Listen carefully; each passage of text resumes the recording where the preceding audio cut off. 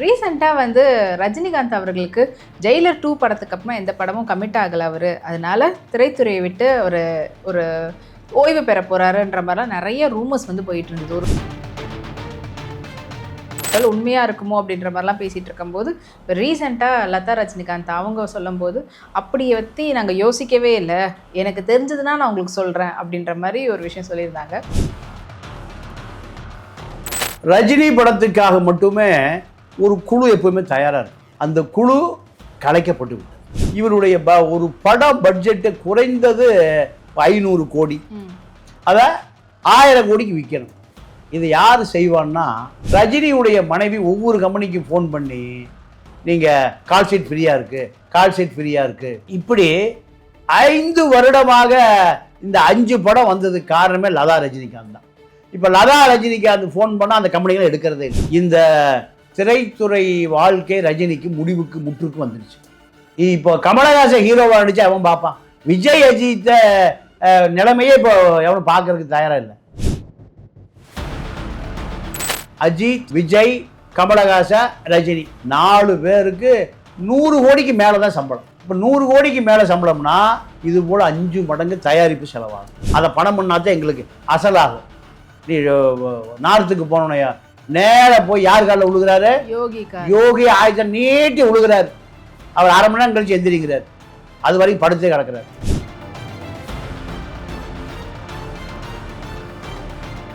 அம்மா கால ஆயா அப்பங்கால விழு, தாய் தந்தை கால விழுன்னு சொன்ன ரஜினி கலாநிதி மாறன் சொன்னோட யார் காலில் ஓடிப்பி விழுகிறாரு? யோகி ஆதித்யநாத் காலில் விழுந்து கூப்பிடுறாரு, வாங்க சினிமா தியேட்டரில் போய் நம்ம தமனாவுடைய காவாலா காவாலா அந்த இடுப்புல இருக்கிற துணி எப்போ அவுந்து முழுகுமே தெரியல, அதை பார்க்கலான்னு யாரை கூப்பிடுறாரு? தலையில மொட்டை, காலில் கட்டை, கழுத்துல உத்தராட்ச கொட்டை, தலையில மொட்டை, காவி சட்டை, யாரை கூப்பிடுறாரு? யோகி. அவர் நான் இதுக்கெல்லாம் வரலப்பா. இன்கம் டேக்ஸ் கமிஷனுடைய விருந்தினர் உட்கார்ந்துருக்கும் போது ரஜினியுடைய ஃபேன்ஸ் பூரா போயிட்டாங்க. எல்லாம் யாரு? இன்கம் டேக்ஸ் அதிகாரிகள். பாடுங்க, ஆடுங்க, உங்க கதை எப்படி, கதாநாயகி எப்படி, இப்படிலாம் கேட்டு ரெண்டா வசமா வந்து மாட்டிக்கிட்டோமே. 100 கோடி கொடுக்குற காமெடி மாதிரி நைட்டெல்லாம் உட்கார வச்சு மிமிக்ரி பண்ண விட்ட மாதிரி. ரஜினியே அவர் படத்தை அவர் ப்ரொடியூஸ் பண்ண மாட்டாரு. நல்ல கேள்வி. இப்ப கமல்ஹாசன் பாத்தீங்கன்னா அவரே அவர் படத்தெல்லாம் ப்ரொடியூஸ் பண்றாரு, அப்படிதான் அவர் நடிக்கிறாரு, மத்த படத்தையும் ப்ரொடியூஸ் பண்றாரு. அவர் பிறவி கலைஞன். கமல் வந்து பிறவி கலைஞன். எத்தனை கோடி வந்தாலும் தூக்கி எரிஞ்சிட்டு போயிட்டே இருப்பான். ரஜினி மவுண்ட் ரோட்ல இன்னும் டான்ஸ் ஆடினாலும் யாரும் பார்ப்பதற்கு தயாரில்லை. எல்லா இளைஞரும் கூட எங்க போயிட்டான்? விஜய்கிட்ட போயிட்டான். ரஜினி கருத்து சொன்னா கேள்ட வீட்டில் படுத்துக்கிற பேசாம அப்படிங்கிற நிலைமைக்கு வந்துவிடும்.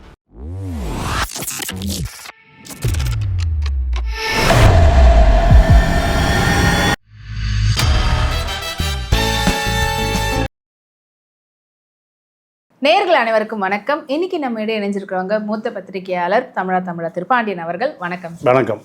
இப்போ ரீசெண்டாக வந்து ரஜினிகாந்த் அவர்களுக்கு ஜெயிலர் 2 படத்துக்கு அப்புறமா எந்த படமும் கமிட் ஆகலை அவர். அதனால திரைத்துறையை விட்டு ஒரு ஓய்வு பெற போகிறாருன்ற மாதிரிலாம் நிறைய ரூமர்ஸ் வந்து போயிட்டு இருந்தது. ஒருவேளை உண்மையாக இருக்குமோ அப்படின்ற மாதிரிலாம் பேசிகிட்டு இருக்கும்போது இப்போ ரீசெண்டாக லதா ரஜினிகாந்த் அவங்க சொல்லும்போது அப்படி பற்றி நாங்கள் யோசிக்கவே இல்லை, எனக்கு தெரிஞ்சதுன்னா நான் உங்களுக்கு சொல்கிறேன் அப்படின்ற மாதிரி ஒரு விஷயம் சொல்லியிருந்தாங்க. இதை நீங்கள் எப்படி பார்க்குறீங்க? இல்லை, இது திரைத்துறையில் இருக்கக்கூடிய மூத்த திரைத்துறை கலைஞர்கள் மத்தியில் இந்த செய்தி 1 மாதமாகவே ஓடிட்டுருக்கு. என்ன காரணம்னா, ரஜினி படத்துக்காக மட்டுமே ஒரு குழு எப்பவுமே தயாராக இருக்கும். அந்த குழு கலைக்கப்பட்டு விட்டது. என்ன காரணம்னா, இவருடைய ஒரு படம் பட்ஜெட்டு குறைந்தது 500 கோடி, அதை 1000 கோடிக்கு விற்கணும். இது யார் செய்வான்னா, சுபாஸ்கரன், இலங்கையில் ராஜபக்சே காசுகளை வைத்து கொண்டிருக்கிற லைக்கா நிறுவனம், லண்டனில் இருக்கிற சுபாஸ்கரன், பிரான்ஸில் தேடப்படுகிற ஒரு சர்வதேச குற்றவாளி, சர்வதேச கடத்தல்காரன். அல்ஜீரியான்னு ஒரு நாட்டில் ஒரு தொலைத்தொடர்பு கம்பெனியை அந்த நாட்டு அமைச்சரோடு ஆரம்பித்து பல ஆயிரம் கோடியோடு தப்பி ஓடி இப்போ லண்டனில் ஒளிந்திருக்கிற ஒரு பெரிய மாஃபியா. வட இல்லை தென் ஆப்பிரிக்காவில் தங்கச் சுரங்கம் வைத்து துபாயில் ஓப்பன் கோல்டு மார்க்கெட். இப்படி இந்த நபர் தான் ரஜினியை வச்சு படம் எடுக்க முடியும். அடுத்து நம்ம சன் பிக்சர்ஸ் கல்பாத்தி அகோரம் இது போன்ற 500 கோடி இன்வெஸ்ட்மெண்ட் பண்ணி 1000 கோடியை இப்போ வியாபாரம் பண்ணக்கூடிய குழுக்கள் தான் இப்போ ரஜினியை வச்சு படம் எடுக்க முடியும். ரஜினியுடைய மனைவி ஒவ்வொரு கம்பெனிக்கும் ஃபோன் பண்ணி நீங்கள் கால் ஷீட் ஃப்ரீயாக இருக்குது, கால் ஷீட் ஃப்ரீயாக இருக்குது. இப்படி 5 வருடமாக இந்த 5 படம் வந்ததுக்கு காரணமே லதா ரஜினிகாந்த் தான். இப்போ லதா ரஜினிகாந்த் ஃபோன் பண்ணால் அந்த கம்பெனிகளை எடுக்கிறதே இல்லை. ஏன்னா லதா ரஜினிகாந்த் உடைய அழுத்தம் காரணமாக தான் இப்போ 5 படத்தில் ரஜினி நடிக்கிற படத்துலலாம் பல கதாநாயகன். அதில் அமிதாப் பச்சன், நம்ம மோகன்லால், சிவராஜ் ராஜ்குமார், இப்போ மம்முட்டி, அதில் இல்லாத ஆளே இல்லை.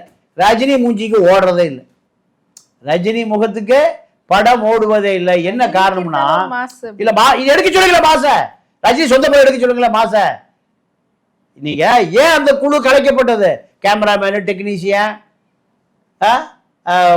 உதவியாளர், இணை உதவியாளர், லைட்மேன், துணை நடிகை, இப்படி ஒரு குழுவே இருந்தது. அவங்க பேரை போடும்போது பின்னாடி ரஜினி போட்டுக்குவாங்க. அந்த குழு கலைக்கப்பட்டு விட்டது. இனி படம் எடுக்க மாட்டேன், வேற வேலைக்கு போயிருங்க. அப்போ இந்த திரைத்துறை வாழ்க்கை ரஜினிக்கு முற்றுக்கு வந்துருச்சு. இப்போ கமலஹாசன் ஹீரோவா நடிச்சு அவன் பார்ப்பான். விஜய் அஜித்த நிலைமையே இப்போ எவனும் பார்க்கறதுக்கு தயாரா இல்லை. நீங்க குறைந்தது ரஜினிக்கு 200 கோடி சம்பளம்னா அஜித், விஜய், கமலஹாசன், ரஜினி 4 பேருக்கு 100 கோடிக்கு மேலே தான் சம்பளம். இப்போ 100 கோடிக்கு மேலே சம்பளம்னா இது போல் 5 மடங்கு தயாரிப்பு செலவாகும். 500 கோடி ரூபாய் போட்டு எடுப்பதற்கு தமிழ்நாட்டில் தயாரிப்பாளர்களே இல்லை. ஏன் 500 கோடி 800 கோடி ஆக மாட்டேங்குது. நீங்கள் இப்போ போன படம் சன் பிக்சர்ஸ் எடுத்தாங்க. அந்த படம் அந்த படம் வந்து ரஜினியுடைய படம். அந்த படம் வட இந்தியாவில் மார்க்கெட்டே இல்லை, ஓடலை. இப்போ எடுத்துட்டு இருக்க படம் ஆமா இல்லம்மா, இப்போ இல்லை ஓடுன படத்தை சொல்கிறேன். இப்போ ரஜினி எடுத்து ஓடுன படம் என்ன படம்? வேட்டையன். வேட்டையன் இல்லை, வேட்டையன் தான் லாஸ்ட்டாக வந்த படம். இல்லை அந்த முக்காபுலா இது காவாலா படம் என்ன படம்? ஜெயிலர் படம் சன் பிக்சர்ஸ் தான் எடுத்தான். சன் பிக்சர்ஸுக்கு லாபமே வரல, போட்ட காசு எடுக்கிறதுக்கு போராட்டம். அவன் ரஜினியை கூப்பிட்டான், யோ நார்த்தில் அந்த படம் பண்ணணும், நீ நார்த்துக்கு போ. யார் சொல்றா? Sun pictures. கலாநிதி மாறன் சொன்னா ரஜினி குடுகுடு ஓடி போயிடணும். லதா ரஜினிகாந்தே பின்னாடியே ஓடணும். அவ்வளோ பெரிய நிறுவனம், ஆட்சி அதிகாரம் உள்ள நிறுவனம். போட்ட காசே வரலையா.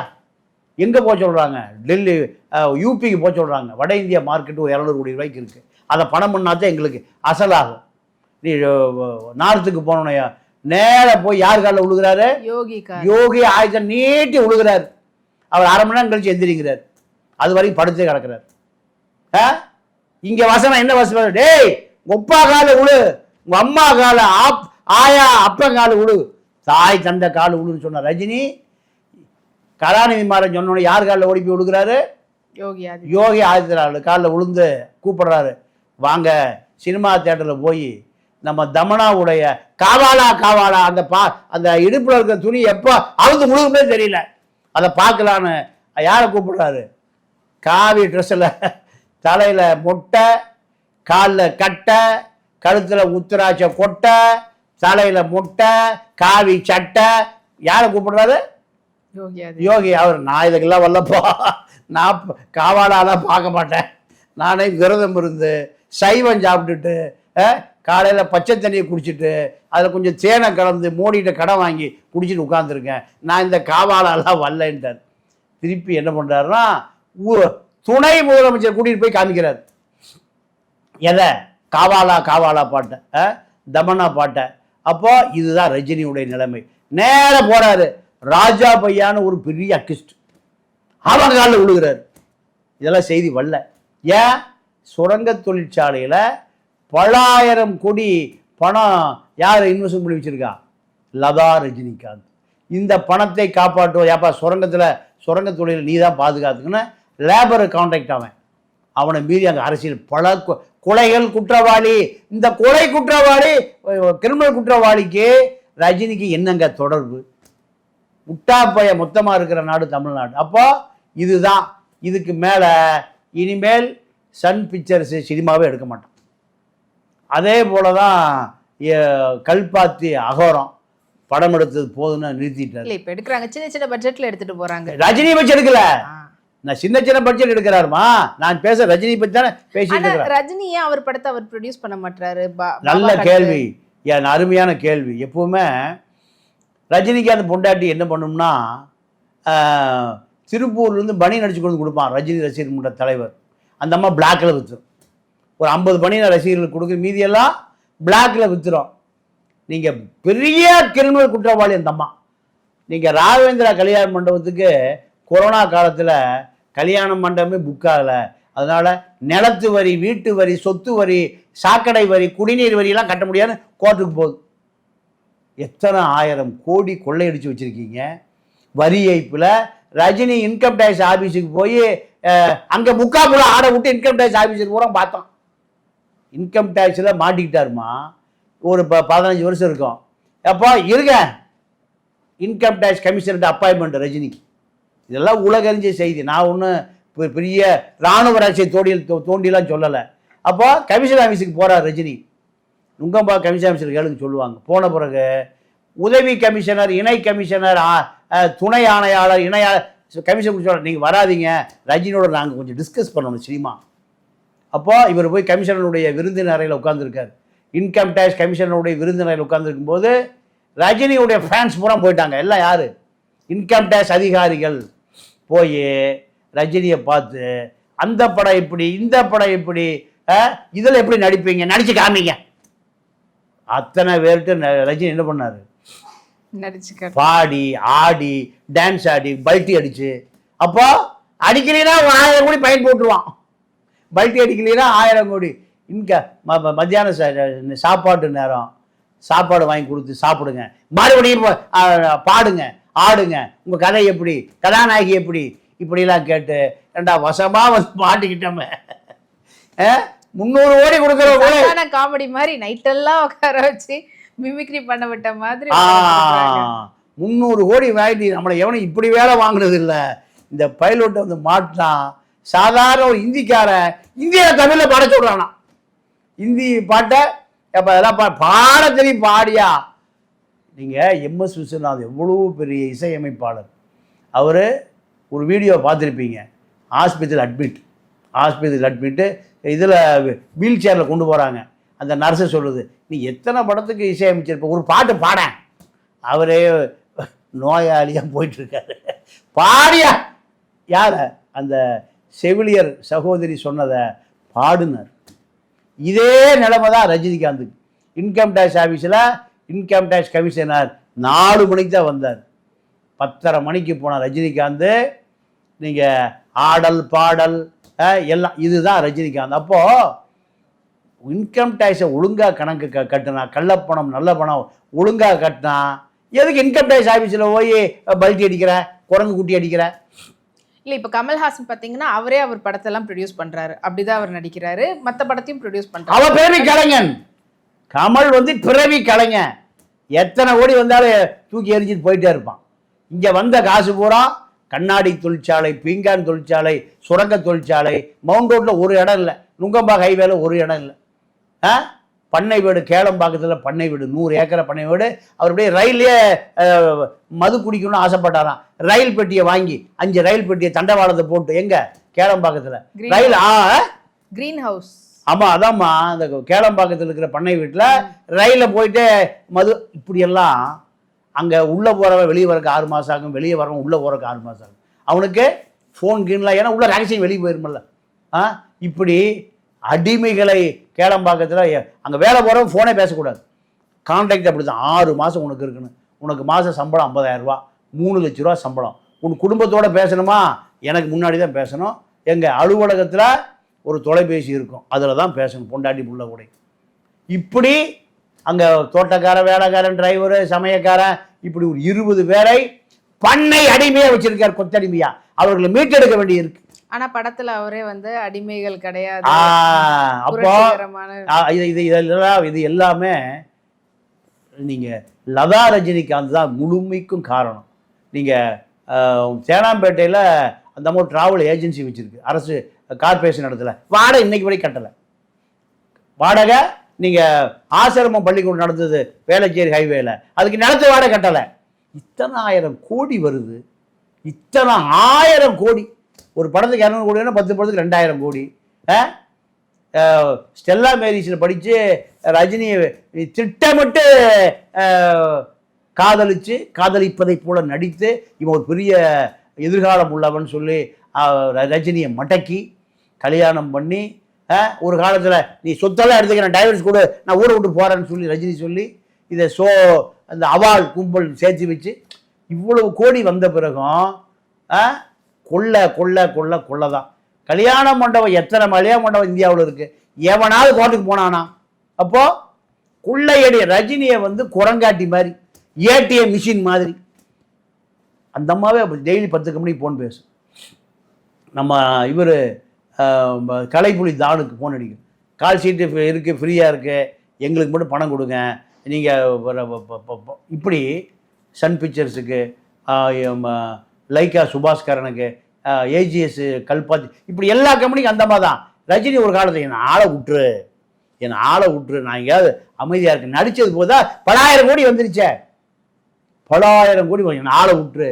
நீங்கள் இந்த பணத்தெல்லாம் வச்சு தீராத விளையாட்டு பிள்ளை மன்மதன் தான் சந்தேகமில்லை. யார்? தனுசு. இவன் சொத்தெல்லாம் இழந்து தெருவில் விட்டுருவான்னு சொல்லி, ஏண்டி அவனை டைவர்ஸ் பண்ணிடு, மூத்த பொண்ணை கூட்டு. வேறு ஒன்றுமே காரணம் இல்லை. ஒரே காரணம், அவன் பிளே பாயாக இருக்கான். காசை பூரா அவன் கடைசியில் கடங்காரம் பூரா இங்கே வந்துடுவான். ரஜினி மறுவாங்கடா, ஒரு 5,000 கோடி இருக்குது, 2,500 கோடி வரும், வா அப்படின்னு வந்துடுவான். அவன் என்ன பண்ணான், அந்த தனுசு 2வதையும் அவனே அவங்க வீட்டுக்காரன் விட்டு ஓடி போயிட்டான். ஓடி போன பிறகு யார் கஸ்தூர்ராஜா பையன் என்ன பண்ணான், கஸ்தூர்ராஜா போலி பையங்கிறாங்க. மதுரை மேலூரில் ஒரு தம்பதியர். ஆமாம், அவன் ஏன் பையங்கிறான். அதுக்குள்ளே போகவே முடியல. அது ஒரு பெரிய மர்ம படமாக இருக்குது. அப்போ அந்த தனுஷு ஐஸ்வர்யா சௌந்தர்யா மொத்த சொத்தை ஆட்டை போடலான்னு பார்த்தான். உடனே அடித்து பிடிச்சி அது கல்யாணம் பண்ணி வச்சுட்டாங்க. முதல் கல்யாணம், 2வது கல்யாணம். இப்போ இந்த சொத்துக்களை காப்பாற்றுவது மட்டும்தான் யாருக்கு வேலை? லதா ரஜினிகாந்துக்கு வேலை.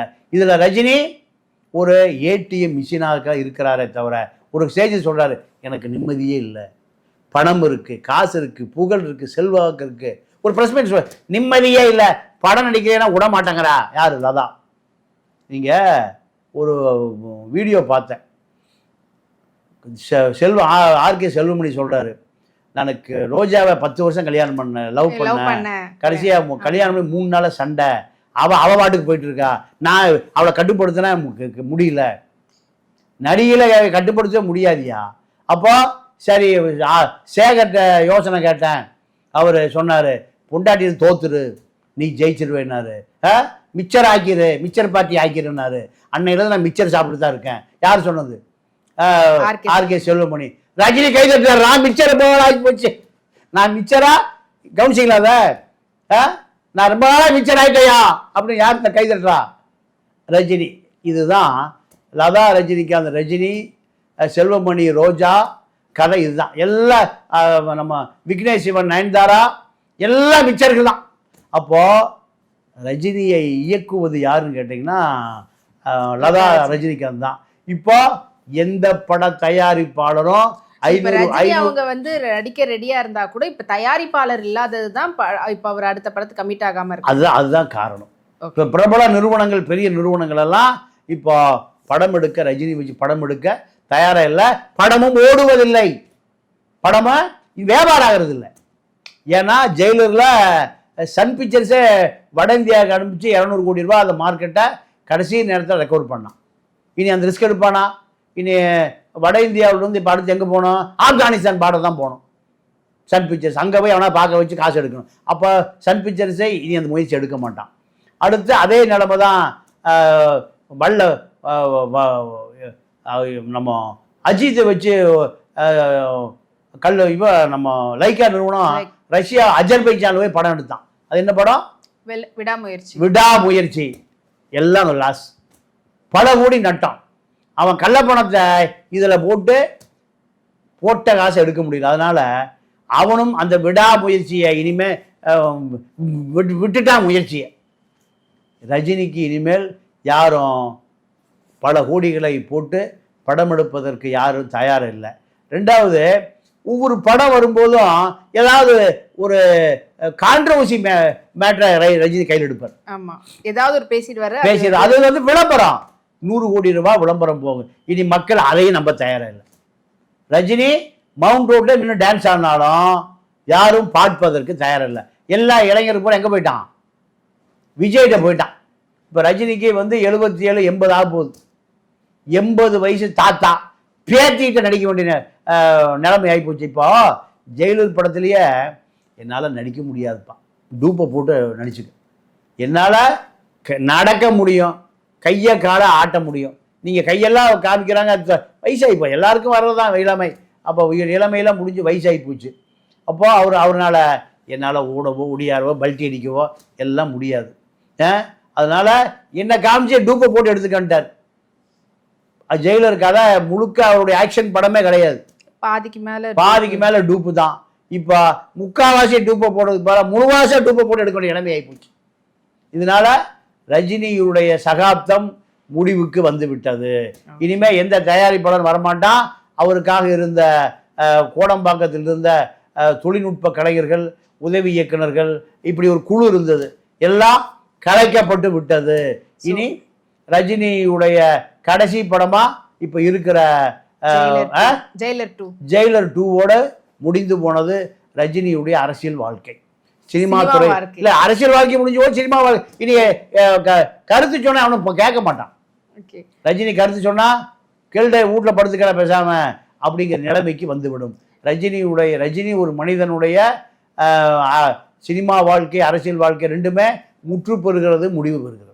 ஓகே, ரொம்ப நிறைய விஷயம் சொல்லியிருந்தீங்க சார். பட் ஆனால் இப்போ நிறைய வெளியூர் கம்பெனிகள்லாம் இப்போ தமிழ்நாட்டுக்கு வந்து படம் எடுக்க ஆரம்பிச்சிருக்கிறாங்க. மேபி அப்படி ஏதாவது மறுபடியும் ஒரு ரீஸ்டார்ட் பண்ணுறாரா இல்லையான்றதை நம்ம பொறுத்து இருந்து தான் பார்க்குறோம். உங்களுடைய கருத்துக்களை பகிர்ந்துட்டதுக்கு நன்றி. நன்றி, வணக்கம்.